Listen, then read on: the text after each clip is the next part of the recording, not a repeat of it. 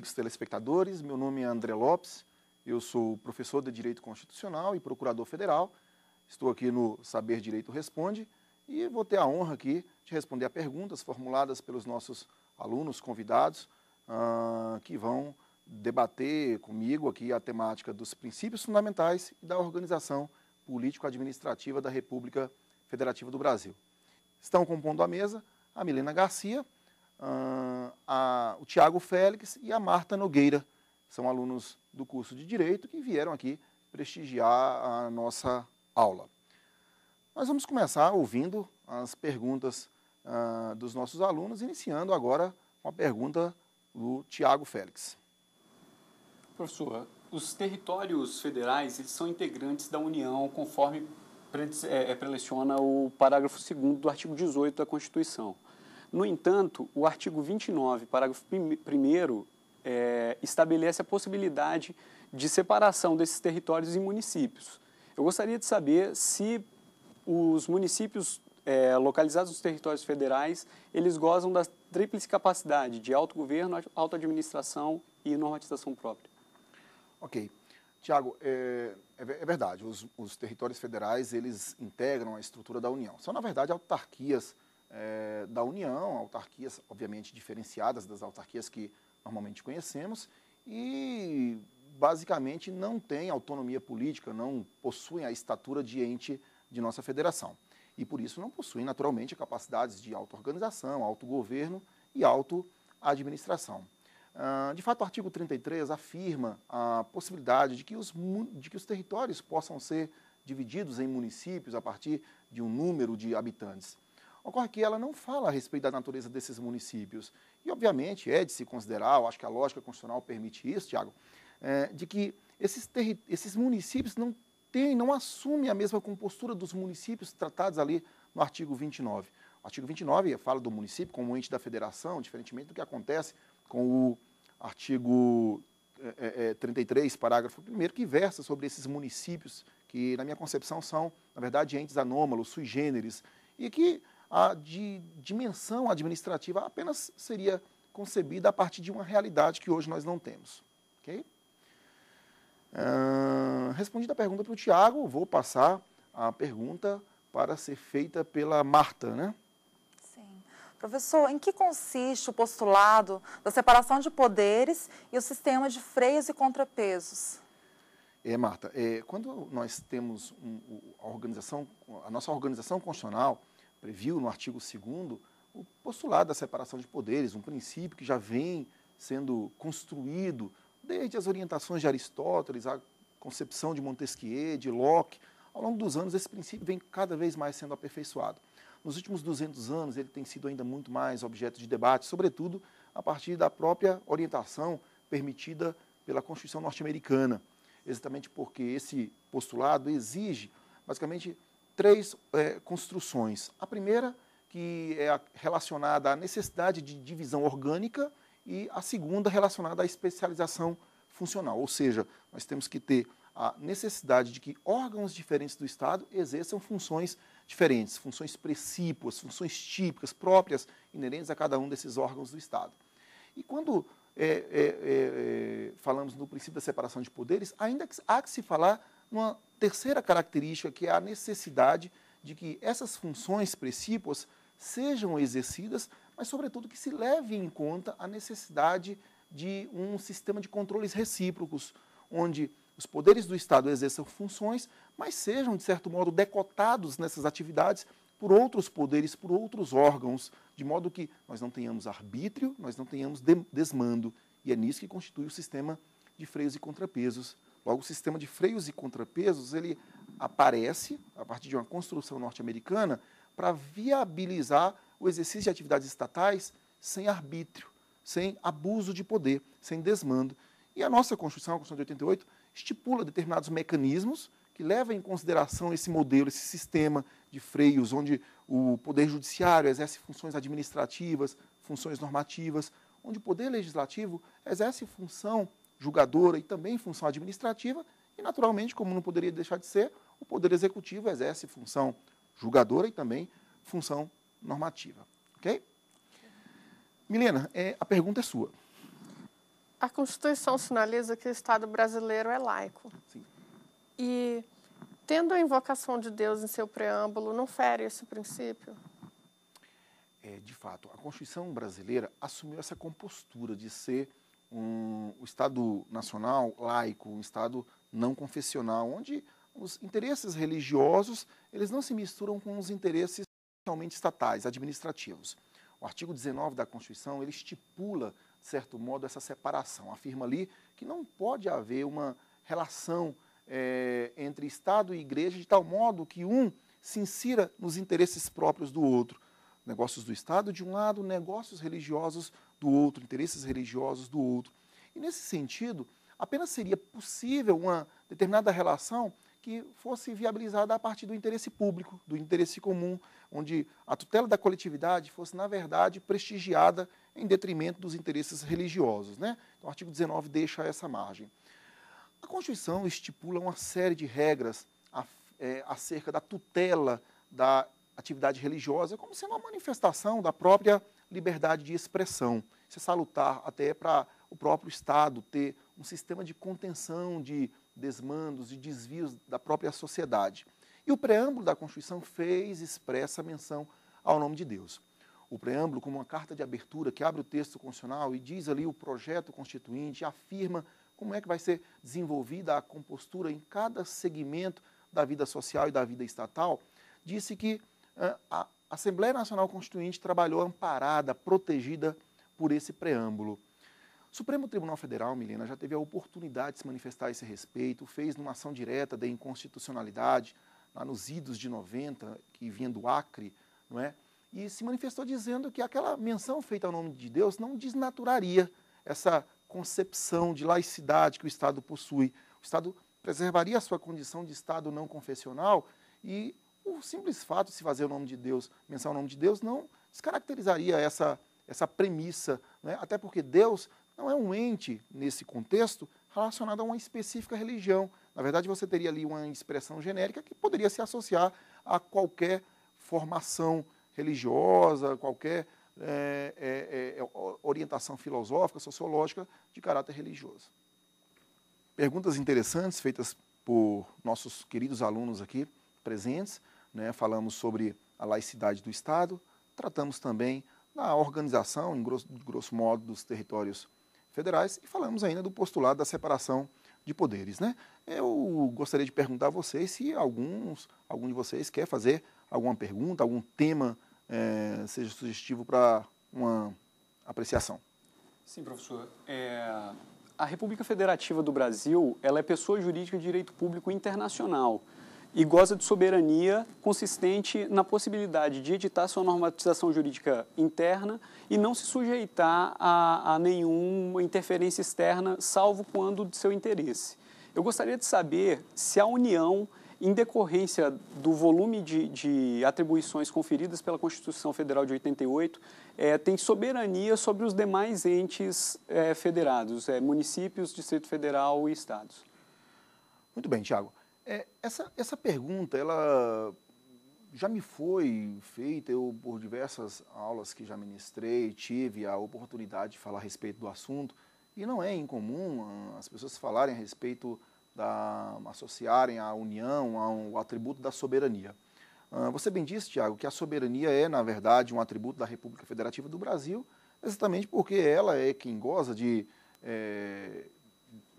independência nacional, é ela que no cenário internacional realiza o interesse da República Federativa do Brasil a partir de atos políticos, negócios internacionais e atos de gestão de um modo geral.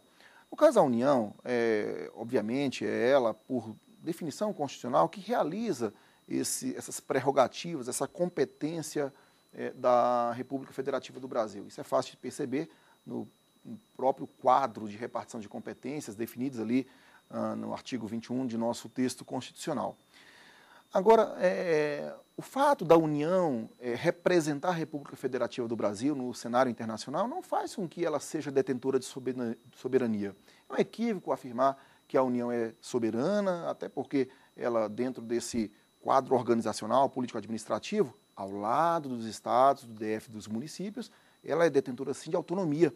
capacidade de auto-organização, autogoverno, autoadministração, autolegislação. Ou seja, essa autonomia que é inerente aos entes da federação e que é, de fato, relacionado à União, faz com que ela esteja no mesmo patamar hierárquico dos demais entes.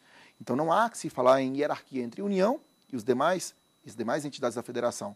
Logo, como consequência disso, Tiago, é bom lembrar que não existe hierarquia entre os poderes federais e os poderes estaduais, distrital e municipais. Assim como também não há que se falar em hierarquia entre leis emanadas de entes federativos diversos. E diante de um possível conflito que exista entre os entes da federação, nós vamos ter a solução dentro do ambiente jurisdicional, sobretudo, num plano abstrato, do Supremo Tribunal Federal.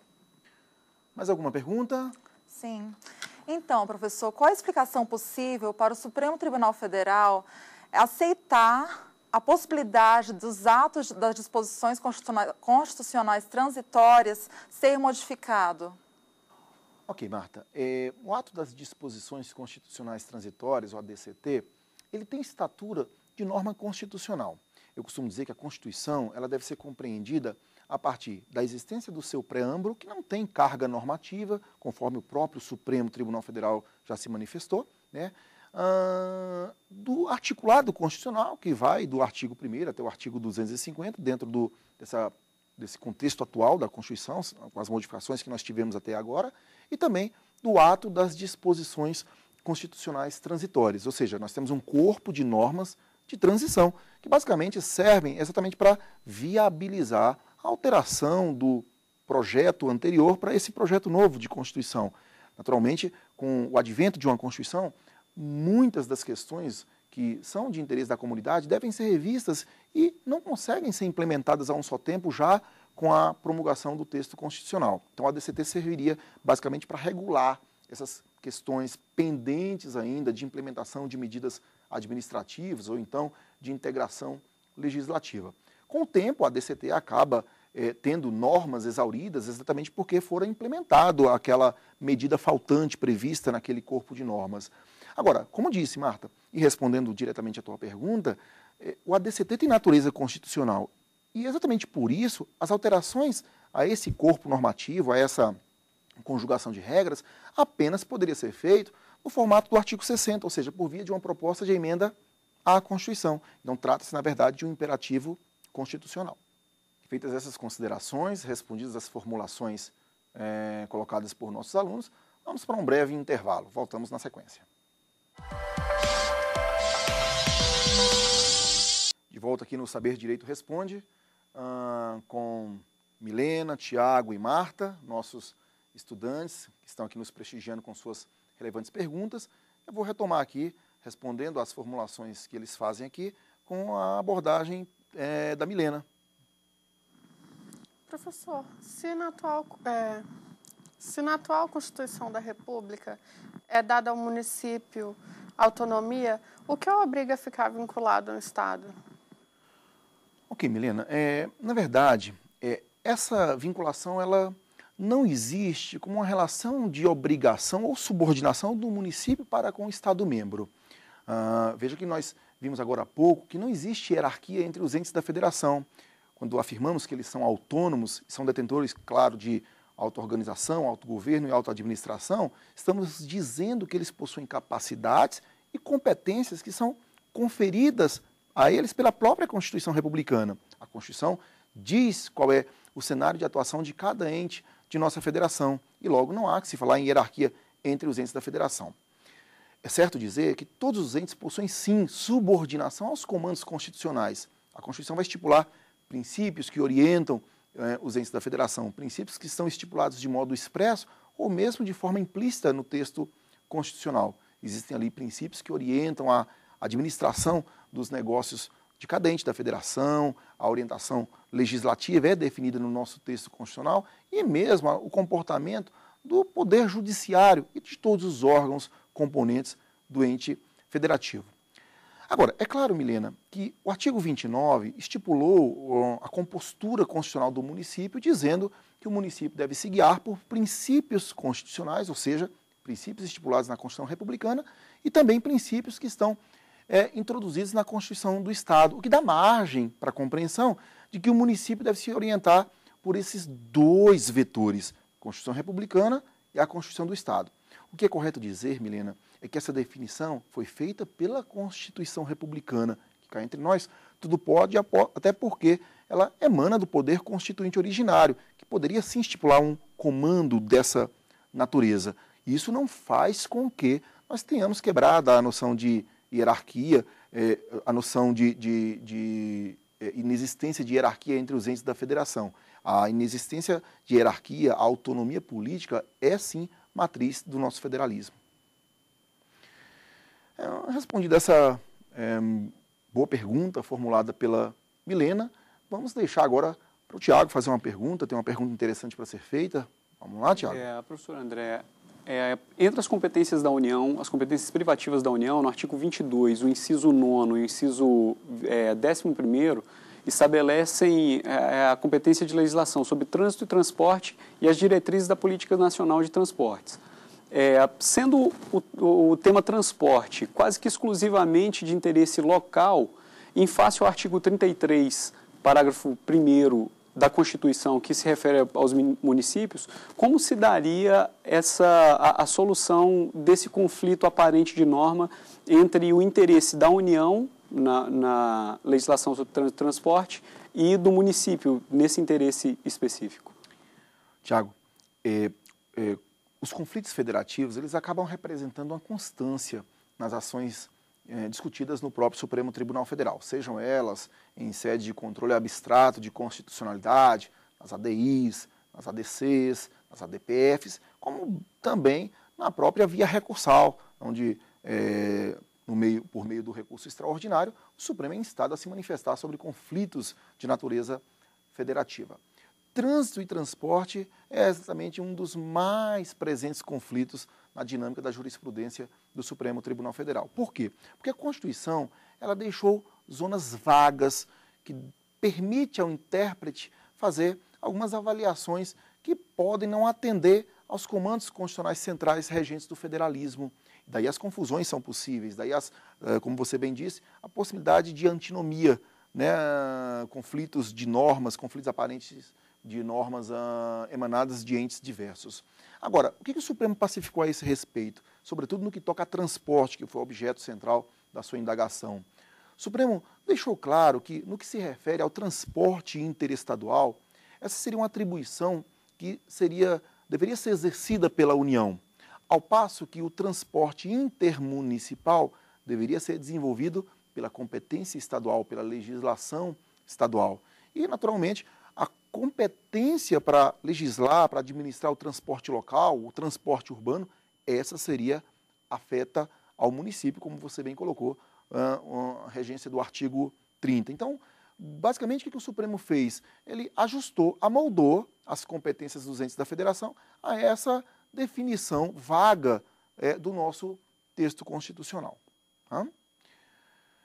Veja, respondida a pergunta do Tiago, parece-me que a Marta tem uma pergunta. Vamos então ouvir a Marta, o que a Marta tem a questionar. Então, professor, o Estado brasileiro ele apresenta um princípio democrático como norma fundamental na constituição de sua estrutura. Quais os mecanismos constitucionais que dispõe a República Federativa do Brasil, cuja finalidade seja assegurar a representatividade das minorias nos processos decisórios do Estado?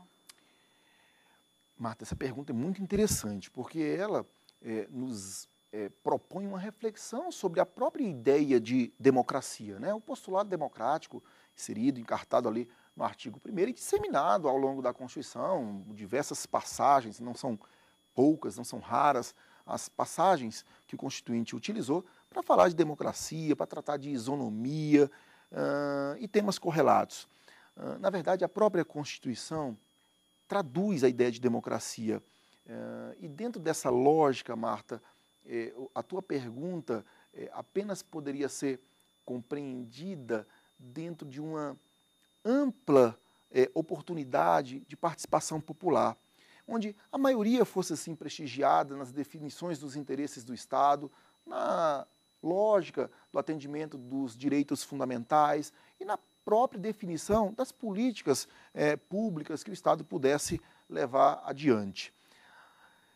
Entenda, Marta, que não são poucos os instrumentos então conferidos ao povo para que eles pudessem desempenhar essa democracia. Eu costumo dizer que nós temos o voto, eu costumo dizer que nós temos a iniciativa popular, eu costumo dizer que a própria ação judicial revela um instrumento oportuno, necessário para que se possa propiciar participação popular, participação do povo nos interesses que são eles do Estado. E, Marta, dentro desse contexto, é comum associar-se democracia à vontade de maiorias, quando, na verdade, a democracia, sob uma perspectiva moderna, leva em conta muito mais. Sim, a vontade da maioria, ela é, sim, uma vontade de expressão, há que ser valorizada, há que ser considerada, mas isso não serve de suporte para que nós possamos desconsiderar vontades de minorias. Hoje nós estamos muito mais dedicados a nos preocupar com interesses que são daqueles menos prestigiados, ou por uma questão numérica, ou porque o interesse sempre ficou de lado, consideradas atividades estatais, considerada a própria compostura da sociedade. Então, direitos relacionados a gêneros, questões relacionadas à cor de pele, interesses ligados à idade, questões ligadas ao Estado civil devem ser, sim, objeto de respeito dentro de um ambiente democrático. Tivemos várias situações em que o Supremo Tribunal Federal houve por bem se manifestar na tutela de minorias. Veja, a própria existência de uma CPI, a instauração de uma CPI materializa a oportunidade de minorias prevalecendo sobre vontade de uma maioria. A própria lógica do regime de cotas recentemente definido pelo Supremo Tribunal Federal em universidades federais, especialmente na UNB, mostrou uma preocupação hoje de espírito democrático com vontades de minorias. A ADI 4277, recentemente também discutida no Supremo, falou bastante da necessidade de atenção às relações homoafetivas e dos direitos dela decorrentes. Então, o que a gente pode considerar, Marta? Que a democracia deve exatamente se justificar com o prestígio de maiorias, mas sempre atento a interesses também de minorias, né? Bom, nesse contexto, nesse ambiente, eu vou franquear a pergunta aí para alguns de vocês que possam ter dúvidas a respeito aí dessa temática, que é a temática dos princípios fundamentais e da organização do Estado. No parágrafo único do artigo 1º da Constituição, afirma-se que todo poder emana do povo, que o exerce por meio de representantes eleitos ou diretamente nos termos dessa Constituição. Como se dá o exercício direto do poder popular no modelo constitucional brasileiro? Milena, como já expus na resposta anterior, existem vários modos de participação popular, exercício de democracia de modo direto pelo povo, não é? Em que pese nós temos um exercício representativo em grande medida. A ação judicial é um exemplo dessa democracia exercida pelo povo de modo direto. O voto acaba sendo também, a própria iniciativa popular acaba sendo um instrumento também que é utilizado pelo popular para promover essa ideia de democracia de modo direto. Além de outros instrumentos dentro do processo administrativo, que funciona nos órgãos administrativos e tribunais de contas em geral, né? Então são vários os instrumentos para fazer valer essa noção de democracia de modo direto, ok? Eu gostaria aqui de finalizar o programa agradecendo a participação de Milena, de Tiago, de Marta, fazendo perguntas de grande relevância, de interesse e dentro da nossa temática. E agradecer principalmente a você que acompanhou aí nossas perguntas, nossas respostas e nos prestigiou aí com a sua audiência. Obrigado a todos.